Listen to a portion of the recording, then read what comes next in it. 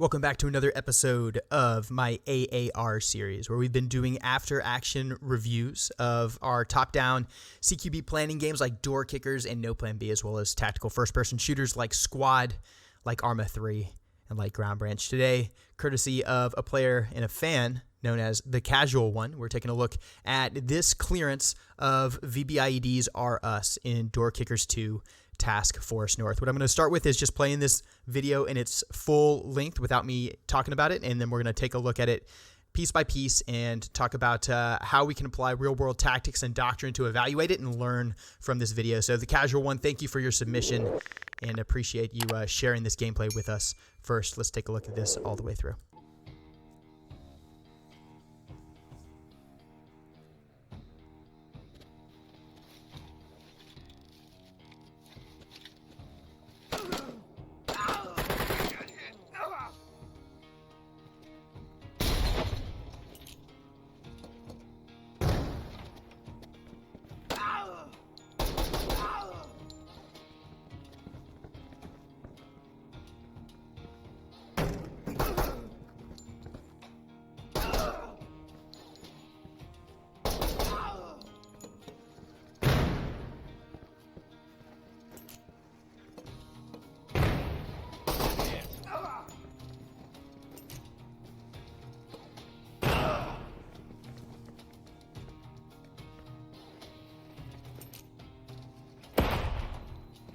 Alpha, go. Alpha, go.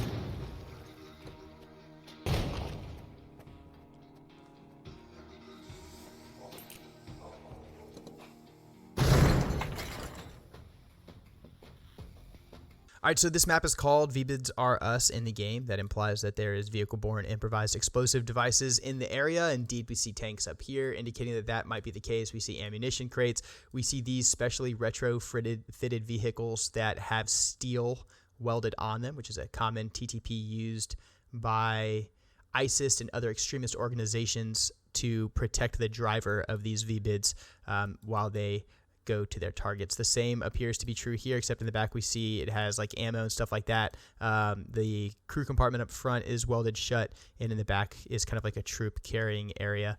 So all that in mind, you know, you got to kind of be careful about how you use high explosives in an environment like this. It looks like we have some sort of aerial delivered munition down here in the corner, a bunch of other weapons cases. So it's a pretty challenging environment. I think real world the solution is to get away from it and then drop a bomb on it. But we don't have that luxury in Door Kickers, unfortunately. So we're gonna have to get in there, and the Casual One's gonna have to clear it out. So he's got a pretty large squad size assault force over here to do it. Let's see what his opening move was and have a chat about it.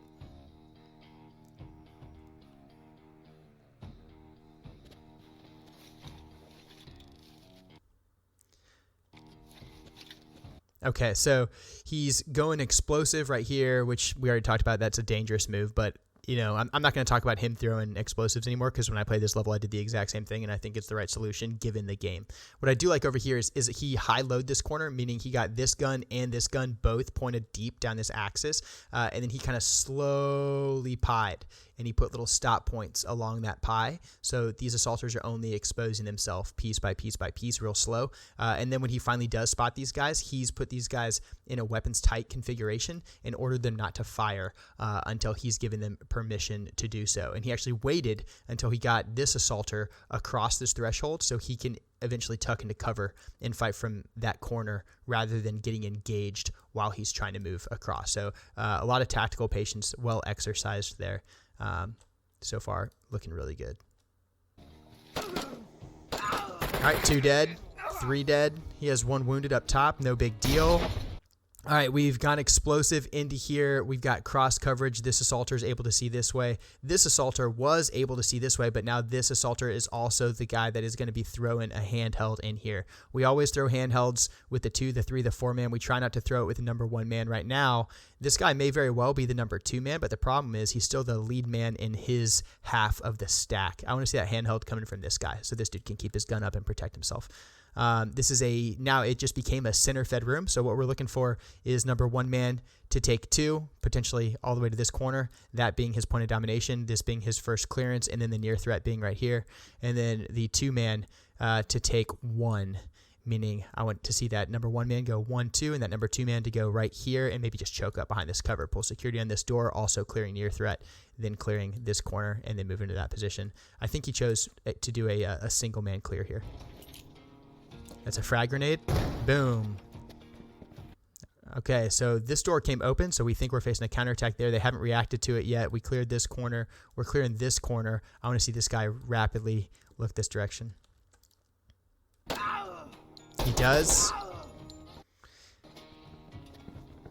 Okay, so we chose to do a 2-man clearance right here rather than a fire team or larger size element. So I would have gone at least 3, probably 4 assaulters in here, Simo.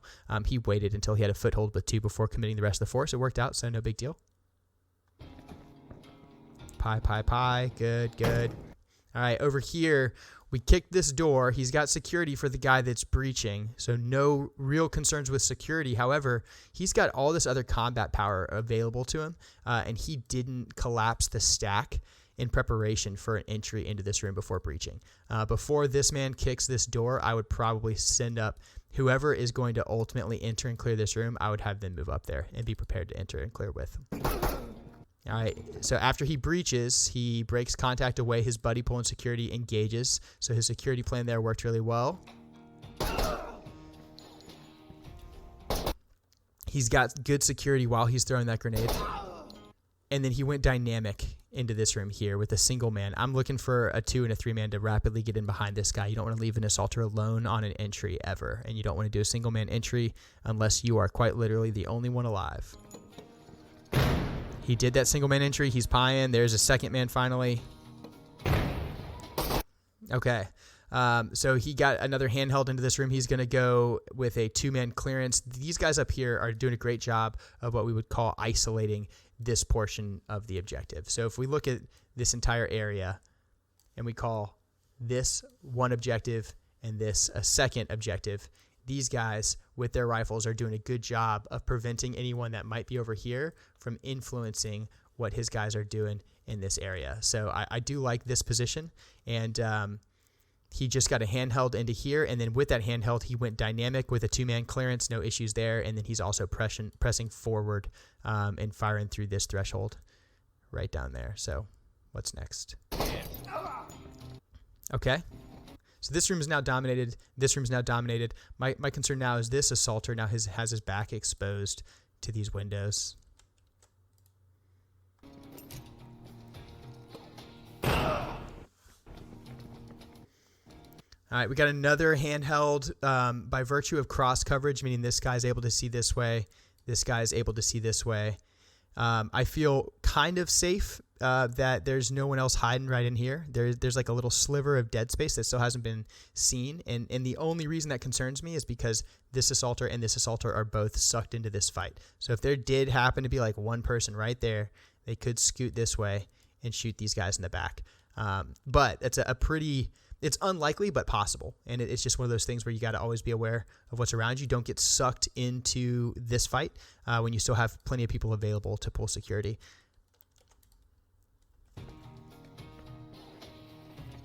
All right, double handhelds. I like it. That's a banger on the right, Alpha, banger on the go. left. Alpha, go. No issues moving down that hallway. Hallways are dangerous, but that looked really good. We're getting another handheld out. All right, so here, I think throwing this from here was a good call. But I would have liked to see a 2-man or an unoccupied 3rd man move down and pull security over this guy's shoulder while he gets that handheld out, because while he's throwing that grenade, this guy pops out from behind cover, whether it was the truck or elsewhere, and begins engaging, and this guy took some damage as a result. If he had security, that may have been prevented. Maybe not, but maybe.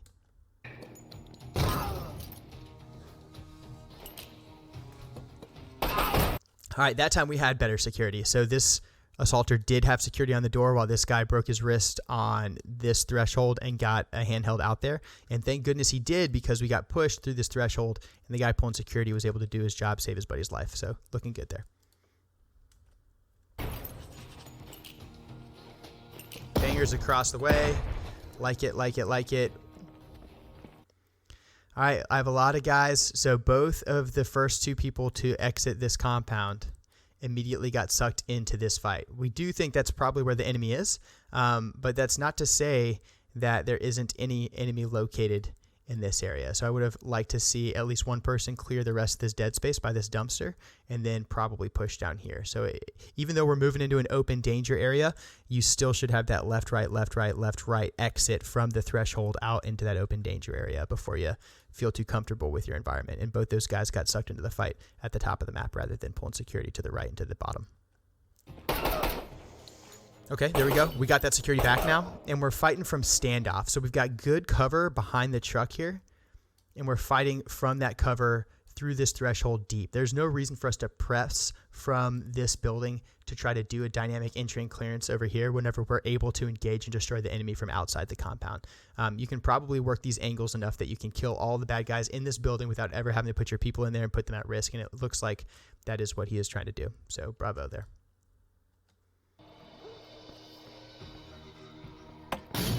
Yep, we're putting 40 Mike in there now. That's awesome. Now he's moving to breach. We'll see how he does it. It's a two-man pie he's going for here. First, he's throwing some handhelds. Good call. Still putting 40 Mike deep. He's pieing, he's pieing, he's pieing. All right, so from external, we have not gone through this threshold yet. We've got a good battle position here. We've still got a good battle position there. These guys would be able to engage into these windows if those curtains came down. We have two assaulters over there. One of them is pulling security deep through this threshold, which is excellent. By virtue of us having stepped center and then pied off this entire threshold, which was no doubt a dangerous move, but by us doing that, we can now confirm that this entire space is cleared, at least visually, and it looks like this guy's prepping a handheld to potentially go in there. So I do like that maneuver. It was dangerous pushing forward, but it looks like it's paying off. Frag goes out. Secondaries. Kills all the enemy. Clears the map. Well done. All right, appreciate you sharing your clip with us. The casual one, if you guys want me to take a look at your gameplay, you can submit it on Reddit, which is linked in the description below. This game is Door Kickers 2 Task Force North. It is available at my game store, which is nexus.gg/controlledpairsgaming. Thank you guys for watching. If you want to support the channel, you can buy stuff off my game store. You can become a member of the channel. The easiest thing for you to do, just be a subscriber. It's free, and it supports me a lot. Appreciate each one of you guys who chooses to do that. I am Controlled Pairs, and I play the most immersive tactical shooters and combat sims in the world. This is Door Kickers 2 Task Force North, and I'll see you in the next one.